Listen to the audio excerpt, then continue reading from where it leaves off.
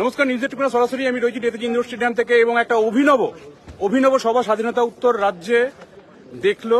নওশাদ সিদ্দিকী রয়েছেন রাজ্যের আইএসএফ বিধায়ক এবং এই নওশাদ সিদ্দিকীর সঙ্গে আমরা সরাসরি যাব। একটা চ্যালেঞ্জ ছুড়েছেন রাজ্য সরকারের উদ্দেশ্যে নওশাদ সিদ্দিকী। কি চ্যালেঞ্জ কেন ছুড়লেন নওশাদ সিদ্দিকী? একেবারে কি সুপরিকল্পিত ভাবনা চিন্তা করি নওশাদ সিদ্দিকীর এই চ্যালেঞ্জ?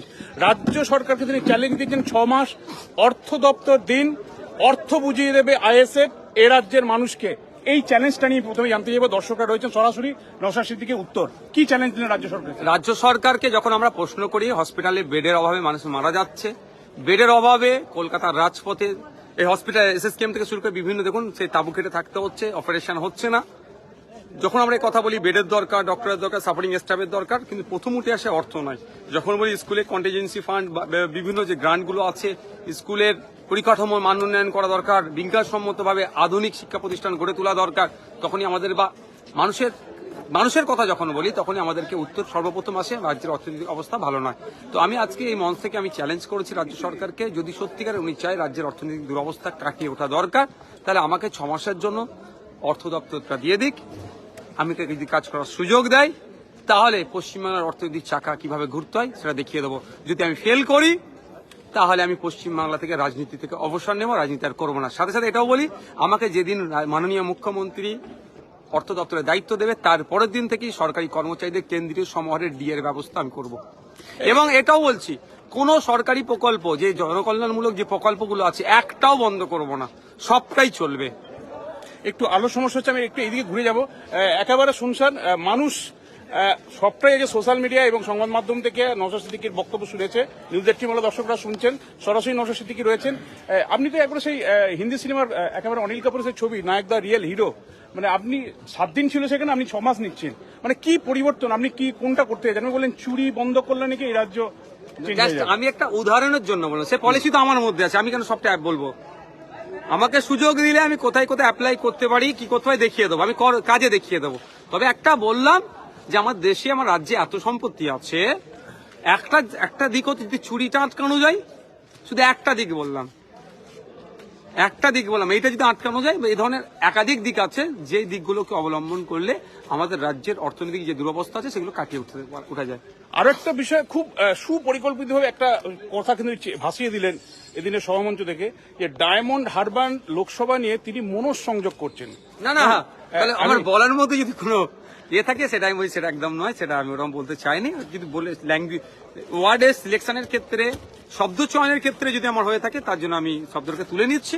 আমি আবারও বলছি যে আমি 100% প্রস্তুত আছি ডায়মন্ড হারবার লোকসভায় নির্বাচন করব। মমতা ব্যানার্জির ভাইপো তথা অভিষেক ব্যানার্জিকে ওখান থেকে পরাজিত করে ডায়মন্ড হারবারের মানুষের ভোট আশীর্বাদ নিয়ে ওনাকে কালীঘাটে পাঠাবো, আর ওখান থেকে জিতে লোকসভার মধ্যে যাব। বিচারপতি জয় সেনগুপ্ত আপনাদের শর্ত দিলেন, 1000 মানুষ জমায়েত হবে, তার সঙ্গে দ্বিতীয় যেটা বললেন যে 15টা বেশি গাড়ি আসবে না, একাধিক শর্ত। আমরা প্রস্তুত হয়ে গেলেন, কিন্তু প্রধান বিচারপতি ডিভিশন বেঞ্চে আপনাদের ইনডোরে করে দিল, আউটডোর থেকে ইনডোরে চলে এলেন আপনারা। আমি দেখলাম ঘড়ির কাঁটা 4:30, ঠিক 4:29 সভা কিন্তু শেষ করে দিয়েছে নওশাদ সিদ্দিকী। এটা গেল বছরের কিছু বিশৃঙ্খল আচরণ, সেটাকে ঢাকতে কি আইএসএফ আরো বেশি কত সুশৃঙ্খল হতে পারে তার একটা উদাহরণ তুলে দেবেন? গত বছর আইএসএফ কিছু বিশৃঙ্খলা করেনি। পুলিশ আমাদের শান্তিপূর্ণ অবস্থান বিক্ষোভকে প্রভাবিত করছে, তারা আমাদের শান্তিপূর্ণ অবস্থান বিক্ষোভে লাঠিচার্জ করেছে, আমাদের কর্মীদেরকে মারধর করেছে, আমাকেও অন্যায়ভাবে আটকে রেখেছিল। আপনারা নিশ্চিতভাবে জানেন আমরা জামিন পেয়েছি হাইকোর্টে গিয়ে। হাইকোর্টে জামিন পেতে গেলে বিভিন্ন ক্ষেত্রে, অনেক ক্ষেত্রে কোনো কন্ডিশন থাকে, অনেক ক্ষেত্রে কন্ডিশন থাকে না। আমাদের জামিনের সময় আপনারাও খবর করেছেন, কোনো কন্ডিশন রেখেছিল জজ সাহেব জানতে চেয়েছিল, কিছু ডকুমেন্টসও করতে বলেছিল, সরকারের পক্ষ থেকে, স্টেটের পক্ষ থেকে টাইম চেয়েছে, দেবো জাস্ট টাইম কিল করেছে, কিন্তু আমাদের এগেনস্টে কোনো প্রমাণ দেখাতে পারেনি। উপরন্তু আমরা পুলিশের সহযোগিতার কথা ওখানে বলেছি। পুলিশ এবং তৃণমূলের কিছু লোক মিলে আমাদের ওই প্রোগ্রাম শান্তিপূর্ণ অবস্থান বিক্ষোভকে ডিস্টার্ব করেছে। দেখুন, আমরা কোর্টের অর্ডারকে মান্যতা দিই, আমরা অমন নয় যে প্রধান বিচারপতির বেঞ্চ আমাদেরকে ইনডোরে পাঠিয়েছে, সিঙ্গেল বেঞ্চের 1000 জন 15টা গাড়ির কথা বলেছে, তার জন্য যে ওই জজের সম্পর্কে, আইন ব্যবস্থার সম্পর্কে কিছু মন্তব্য করবো, এটা আমাদের দ্বারা সম্ভব নয়। আমরা বিচার ব্যবস্থার হয়ে কথা বলি। আমরা যখন এক বিচারপতির স্বামীকে সিআইডি কে ডেকে বারবার ডিস্টার্ব করানো হচ্ছে সিআইডি দিয়ে, ওই সিআইডির বিরোধিতা করেছি, রাজ্য সরকারের বিরোধিতা করেছি, ঠিক একইভাবে এক বিচারপতির বাড়িতে গিয়ে আপনার পোস্টার লাগিয়ে তাকে কুলসিত করার চেষ্টা হচ্ছে, তার বিরোধিতা করেছি। এজলাস বয়কট করছে, বাজে মন্তব্য করছে, তার বিরোধিতা করছি। আর আমরাই যদি পূর্ণ জজ, আমাদের হয়তো আমাদের জন্য যদি দেখাতে আপাত দৃষ্টিতে আমাদের সংখ্যা কমে গেল, লোকের সংখ্যা, তার জন্য আমরা মন্তব্য করবো, এটা হতে পারে না। আমরা সুষ্ঠু সমাজ ব্যবস্থা করার জন্য রাজনীতির ময়দানে এসেছি, সুতরাং আমাদের স্যাক্রিফাইস করতে হবে, চড়াই উতরাইয়ের মধ্যে দিয়ে দিন যাপন হবে। কিন্তু স্বাধীনতার পর রাজ্যে এরকম একটা সভা দেখলো যেখানে সংবাদ মাধ্যম আর একদিকে আপনাদের রাজ্য নেতৃত্ব এবং ঝাড়খণ্ডের নেতৃত্ব কিছু যোগ দিয়েছিলেন, প্রায় হাতে গোনা 15 থেকে 20 জন। এটা তো একটা দৃষ্টান্ত। হ্যাঁ, আইএসএফ তো দৃষ্টান্ত তৈরি করে। আইএসএফ এর কাজ হচ্ছে তো নতুন কিছু জিনিস দেওয়া, সাথে সাথে এটাও বলেছি চাকরির দুর্নীতি আটকানোর জন্য কি করাতে হবে সেই ফর্মুলাও বলেছি। আমার মনে হয় রাজনীতির ময়দানে এই প্রথম কেউ বললো, কোনো রাজনীতি দলের পক্ষ থেকে হলো। সাথে সাথে দালাল রাজ বন্ধ করা, হসপিটালে বন্ধ করার জন্য কি ফর্মুলা নেওয়া দরকার সেটাও নতুন আজকে লাগলো। আর আজকে আমাদের প্রোগ্রামটাও নতুন লাগলো।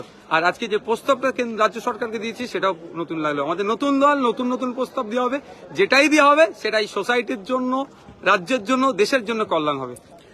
আপনারা শুনলাম সামনে লোকসভা ভোট, এবং সেই ভোটের পরে বা আগে আপনারা কি ওই ভিক্টোরিয়া হাউস 21শে জুলাই তৃণমূলের সভামঞ্চে সভা করতে চান, তার জন্য কোমর বাঁধছেন? সেটা আমাদের অ্যাডভোকেটরা প্রস্তুত আছেন যে সভা করতে গেলে যে গাইডলাইন মানতে হয় সেই গাইডলাইন গুলো মেনেই আমরা জমা করবো। আজকে আমাদের ভিক্টোরিয়া, আমাদের আজকে নেতাজি ইন্ডোর স্টেডিয়ামের মধ্যে করেছি, অর্ডার দিয়েছে, অর্ডার নিয়ে করেছি এখানে। ঠিক একইভাবে আগামী দিনে অর্ডার নিয়ে ভিক্টোরিয়া হাউসের সামনে করবো। ভিক্টোরিয়া হাউস তো মমতা ব্যানার্জি বা অভিষেক ব্যানার্জি বা কালীঘাটের ব্যানার্জি পরিবারের পৈতৃক সম্পত্তি নয়, ওটা আমাদের সকলের সম্পত্তি। এই নির্দিষ্ট গাইডলাইন মেনে আসবো। যেমন আমাদেরকে কোর্টের অর্ডারে আমরা এখানে করছি, প্রয়োজনে আগামী দিনে কোর্টের অর্ডারে ভিক্টোরিয়া হাউসের সামনে করব, তবে করবো ওটা মমতা ব্যানার্জি বা অভিষেক ব্যানার্জির পিসির পৈতৃক সম্পত্তি না, এটা মাথায় রাখা দরকার। লোকসভা ভোটে কি রকম ফল করতে পারে আইএসএফ? এই সভা থেকে আপনি কি রেসপন্স পেলেন? আমি বলছি আমরা মানুষের কাছে প্রস্তাব দেবো, মানুষ ভোট দিলে জিতবো আমরা। তবে সমাজ ব্যবস্থা পরিবর্তন করা আমাদের মূল লক্ষ্য। জিতা হারার থেকে বড় কথা সমাজ ব্যবস্থা পরিবর্তন করতে হবে। সমাজ ব্যবস্থা পরিবর্তনের ডাক দিচ্ছেন নওশাদ সিদ্দিকী। শুধু তাই নয়, আজকে সভামঞ্চে যারা আসতে পারলেন না তাদের রাগ পুষে রাখুন, ব্যালট বক্সে তার জবাব দিন, এই আহ্বান বা বার্তাও কিন্তু দিলেন আইএসএফ বিধায়ক, একমাত্র বিধায়ক আইএসএফ এর ভাঙড়ের নওশাদ সিদ্দিকী। আপাতত এই পর্যন্তই। আপনাদের কোনো সাজেশন থাকলে কমেন্ট বক্সে কমেন্ট করে জানান কেমন লাগলো, আর অবশ্যই পরামর্শ দেবেন কেমন লাগলো, কিভাবে আরো ভালো করা উচিত ছিল। ভালো থাকবেন, সুস্থ থাকবেন, সুন্দর থাকবেন। বাইরে আসুন।